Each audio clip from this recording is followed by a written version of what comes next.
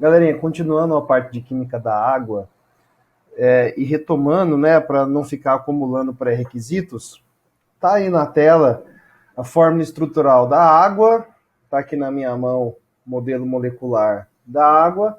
Ela tem aqui no cursor duas ligações covalentes, porque é entre hidrogênio e o oxigênio, que é um ametal, e isso daqui, onde eu estou passando agora o mouse, são os pares de elétrons isolados.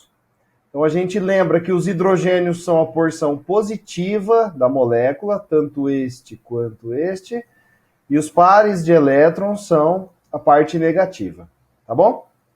Então a ligação dentro da molécula, isso que a gente chama intramolecular, é a ligação covalente. A ligação entre duas moléculas diferentes a gente chama de intermolecular, porque é entre moléculas, e para o caso da água, o nome dessa ligação intermolecular é ponte de hidrogênio ou ligação de hidrogênio. Eu tinha representado a água assim, agora eu vou passar a representar assim. Eita, professor, agora que eu entendi o outro, você vem e inventa moda, que esse negócio aí. O que acontece, gente? Isso aqui é uma representação geométrica mais fiel do que isso que vocês estão vendo no papel, tá? Reparem que a disposição dos átomos não mudou, tá? Tem aquela mesma angulação, isso aqui não está mudando, mas aqui eu coloquei como sendo esses risquinhos brancos aqui, eles não são ligação covalente. Esses dois aqui são, tá? Porque, ó, isso aqui basicamente é elétron. Qualquer um deles é elétron. Então, quando o par de elétrons está entre dois átomos, é a ligação. Quando ele está aqui só conectado a um átomo, quer dizer que ele está isolado, ele não está compartilhado. Então, não são aqui no slide, ó, dois pares isolados, aqui também são dois pares isolados, tá? E a disposição no espaço é mais ou menos essa. Eu vou rodando para te dar uma perspectiva. Olha, olhando agora do lado, esses três átomos estão no mesmo plano, aí esse par de elétrons à frente do plano, esse par de elétrons atrás do plano. De lado, os três átomos estão no mesmo plano, um para frente e outro para trás. Enfim. Vamos estudar mais a fundo agora essas ligações de hidrogênio na água, tá? Elas se conectam de uma maneira bem dinâmica. Assim que uma ligação de hidrogênio se desfaz, você já tem outra que é feita no lugar. Então pense aí, vamos expandir, usar bastante a sua imaginação, numa amostra com muitas moléculas de água. Você vai ter umas às outras estando ligadas por ligações de hidrogênio, tá? Então essas ligações de hidrogênio estão a todo momento sendo feitas e desfeitas. Foi isso que eu chamei de equilíbrio dinâmico. Ao mesmo tempo que uma está sendo feita, outra está sendo rompida. De forma que o balanço disso é que o número de pontos de hidrogênio naquele momento continua constante, tá? E elas têm uma duração muito reduzida. Cada ponte de hidrogênio dura em média de 1 a 20 picosegundos. Picosegundos. Isso aqui representa 10 a menos 12 segundos, tá? Então, divida 1 segundo em 10, ó, o 10 a sexta é milhão, o 10 a nona é bilhão, o 10 a 12 é trilhão. Divida 1 segundo em 1 trilhão de partes. É mais ou menos o tempo que dura cada ligação de hidrogênio. Ela é muito rápida, né? Mas assim que uma se desfaz, outra já é feita no lugar. Por isso que eu chamei de equilíbrio dinâmico. E aí a gente tem o que eu chamo de arranjos tridimensionais. Quer dizer o quê, gente? Primeira coisa, vocês têm que entender isso que está aqui embaixo. Uma molécula de água, ela pode fazer até, no máximo, 4 ligações de hidrogênio. Isso aqui, de certa forma, já foi falado. Por quê? A água, ó, tem duas regiões positivas, é onde eu estou segurando aqui, são os átomos de hidrogênio, e tem duas regiões negativas, é onde eu estou segurando agora, tá? Então, duas regiões positivas e duas regiões negativas, quer dizer que ela vai poder fazer 4 ligações de hidrogênio, mas nem sempre ela faz essas 4. A única situação em que a água vai conseguir fazer as 4 ligações de hidrogênio é quando ela está no estado sólido, quando ela for gelo, tá? Bom, vamos pensar um pouquinho aqui. No estado físico sólido, a quantidade de calor é menor do que no estado líquido e, obviamente, no estado gasoso. Então, se a quantidade de calor é menor, quer dizer que as moléculas vibram menos. A energia cinética média das moléculas é menor. Se elas vibram menos, elas conseguem se organizar de maneira mais intensa, tá? Então, as pontes de hidrogênio estão relacionadas à organização. Para a molécula interagir bonitinho uma com a outra, tem que existir algum tipo de organização, tá? Porque ela vai ter que interagir sempre a lei básica da natureza, o positivo voltado para o negativo de outra molécula, tá bom? Isso daí, essas 4 ligações, é uma possibilidade que só vai ser atingida quando a gente estiver falando do estado sólido. Estou falando da água, tá? Porque no líquido a gente vai ter, em média, 3 pontes de hidrogênio por molécula, tá? E no estado de vapor, espero que saia esse negócio aqui. Eu acho que saiu tudo, né? No estado de vapor, basicamente, a gente não tem interação entre as moléculas. A gente vai considerar que no estado de vapor, elas são entidades totalmente separadas umas das outras, tá? Estado gasoso ou vapor, eu não vou entrar no mérito dessa diferença agora, tá bom? O que eu quero dizer com arranjos tridimensionais? Por que eu fiquei tanto tempo falando para vocês? Tem um para frente, outro para trás do plano, a gente tem toda uma diferenciação aqui. Porque se a molécula tem 4 possibilidades de interação por meio de ponte de hidrogênio, vamos pegar essa daqui. Lembra que aqui é o hidrogênio, né? O hidrogênio aqui, ele está com carga positiva. Na molécula de água, ele está com carga positiva. Então, ele vai interagir com a parte negativa da outra molécula. Ó a ponte aqui, ó. Entre o azul e o verde. Tá? Imagina um tracejadinho, por exemplo. É uma interação. Mas ela também pode interagir com o outro átomo de hidrogênio. Olha a interação aqui.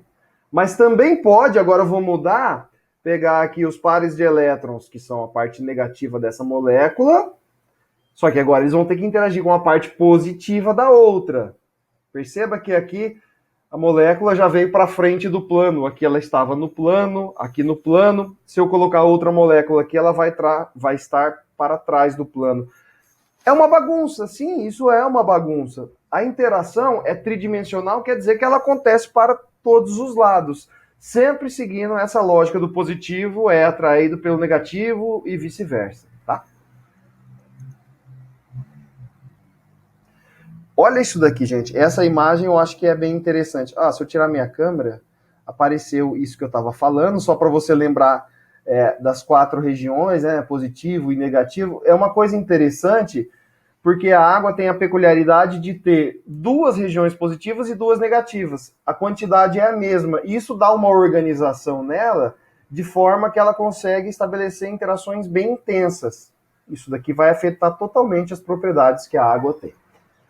Então, tá aqui, as 4 regiões. Quando você olha para essa figura, bater nos olhos ali te dá um certo receio, dá um medinho, né? Parece que, ai meu Deus, não vou conseguir entender isso. Mas, gente, olha com calma para essa molécula. Vamos começar olhando para essa do meio, tá? Ela é a mesma coisa que tem aqui no cantinho esquerdo.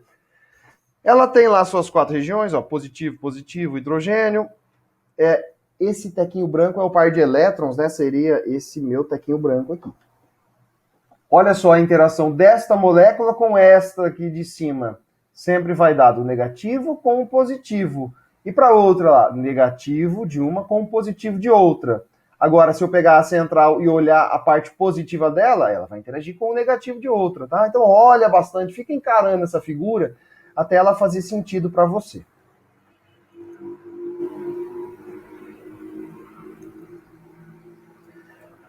Então, gente, se vocês olharem aqui, ó, visualmente, vocês vão reparar, eu estou colocando os 3 estados físicos para a água, tá?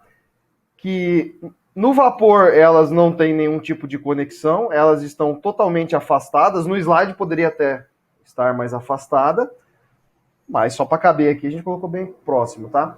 Na água existe um tipo de interação, mas ainda é desorganizado, e no gelo tudo fica bem mais organizadinho. Quando você olha para essa estrutura, logo de cara você está percebendo que no estado físico sólido, o espaçamento entre as moléculas é muito maior, né? Há uma existência de espaço vazio aqui, coisa que não acontece para as outras moléculas. É bom, no vapor você tem que lembrar que está tudo meio próximo, mas na verdade é tudo distante, era só para caber no slide aqui, né, que ficou bem próximo. Na água tem uma certa desorganização, e no gelo tudo é bem organizadinho. E para ser organizado dessa forma, o espaçamento entre as moléculas deve aumentar. Como que a gente dá o nome de uma coisa que é organizada na química? Você vai dizer que ela tem uma estrutura cristalina, forma cristais. E no caso da estrutura cristalina do gelo, ela tem o formato de um hexágono. Tá vendo aqui? Um hexágono. Gente, é gelo, água líquida, porque tudo isso aqui é água, tá? E aqui no meio é água líquida. Repare aqui na estrutura do gelo que a gente não está explorando todas as possibilidades. Porque ó, cada molécula de água só está fazendo 2 ligações de hidrogênio. Foca nessa aqui, ó.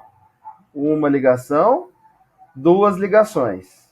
Tá. Ela poderia fazer mais 2. E aí eu vou voltar naquela questão. Por que é tridimensional? Porque tem 2 regiões dessa molécula que estão em um plano diferente. Aqui no caso, esses pares de elétrons isolados. Por isso que essa estrutura ela vai se expandir e vai ter um cristalzinho já, um hexágono aqui do lado. Você vai conectar um outro hexágono aqui, mas você vai ter coisa para frente, um hexágono para frente, para trás. E é óbvio que a gente fica limitado para fazer essa representação, porque no slide aqui, nessa imagem, só temos algo planar. Só 2 dimensões para fazer essa representação, então você vai ter que usar a sua cabeça para imaginar essa estrutura tridimensional. Tá bom?